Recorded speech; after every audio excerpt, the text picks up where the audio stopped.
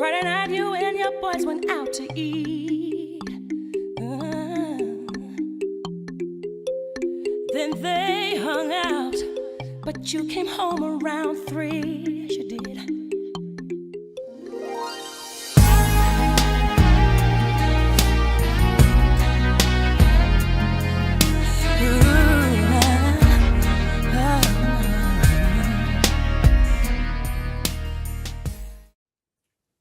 Okay, so I don't usually do this.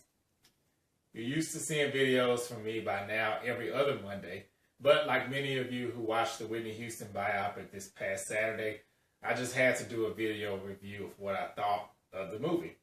So without further ado, today's Music Monday is about Whitney Houston and the Angela Bassett Lifetime biopic that came out this past Saturday. I'm just going to go ahead and get this out the way. I thought the movie kind of sucked, and I'm not being funny, even though I'm laughing when I say this. I really don't think that it gave a true picture of the kind of artist that Whitney Houston was. And by Angela Bassett working closely with her, and by her being the star of one of my favorite, I guess you could say, not really biopics, but just favorite movies, period, about a singer ever, What's Love Got to Do with It? I thought she did an excellent job in that movie.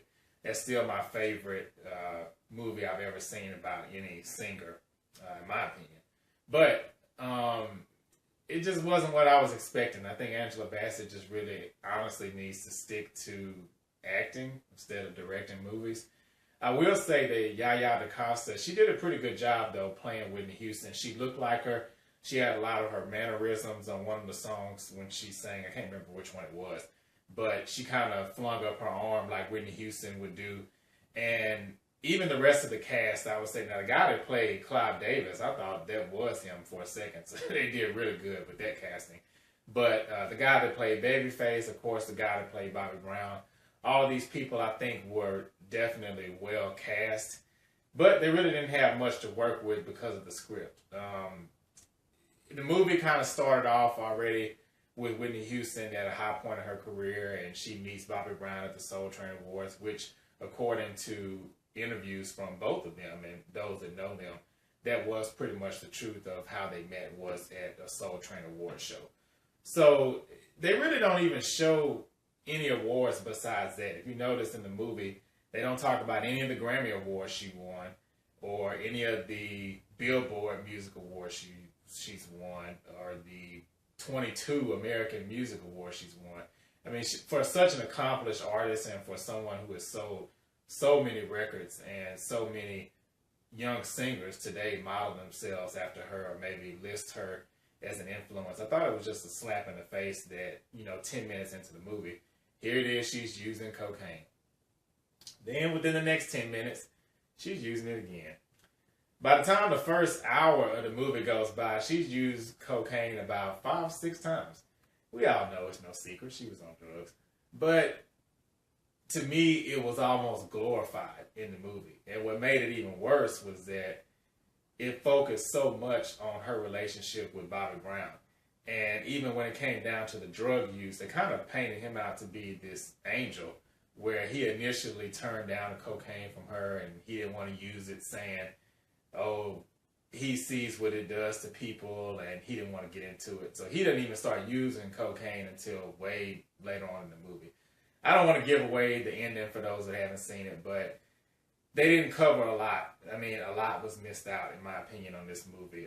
They went up to the bodyguard period, I guess, kind of in detail. They didn't really talk about Waiting to Exhale at all, which again, with Angela Bassett being heavily involved in this, I thought that was kind of weird that they didn't touch on how big of a success Waiting to Exhale was. It just kind of jumps from the bodyguard and then the tabloids talking about her going into rehab for getting over her drug addiction, which was about, that was about a 7, 8, 9, maybe even 10-year span of events that were just totally left untalked about. So I was really disappointed in this movie. I didn't really see all of the Aaliyah movies. Still haven't seen it. I saw about 10 minutes of it, and honestly, that 10 minutes I saw was so bad, I didn't want to see the movie because I didn't want it to just tarnish my image of Aaliyah.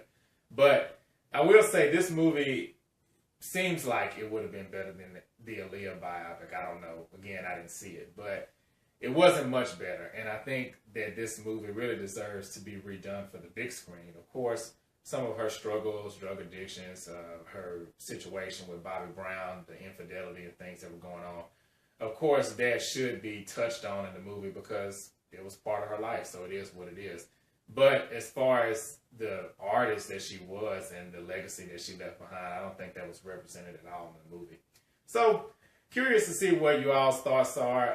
Also, I do want to say, though, that Deborah Cox, in case you all didn't know, the lady who was singing all of the Whitney Houston songs, she was the one who sang Nobody's Supposed to Be Here. That's really like her biggest hit, which is kind of ironic. She ended up doing this movie or the voiceovers for the music because she recorded a song with Whitney Houston several years before she passed, and it's called Same Script, Different Cast. It's a duet between the two of them, which was a really, really great song, and it's just amazing. I know she probably never would have thought in a million years that here it is today, and now she's singing Whitney Houston songs for a movie about her life because she's passed on.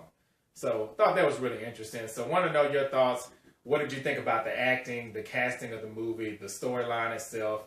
What did you think about Deborah Cox singing Whitney Houston songs? Do you think they could have maybe chose a better singer? Was there anyone else that would have been a better fit? Do you think that she nailed the songs, or did she just ruin them? You know, should they have used Whitney Houston's voice, which they probably weren't able to do since her family wasn't back in this movie at all? And after seeing it, I can kind of see why.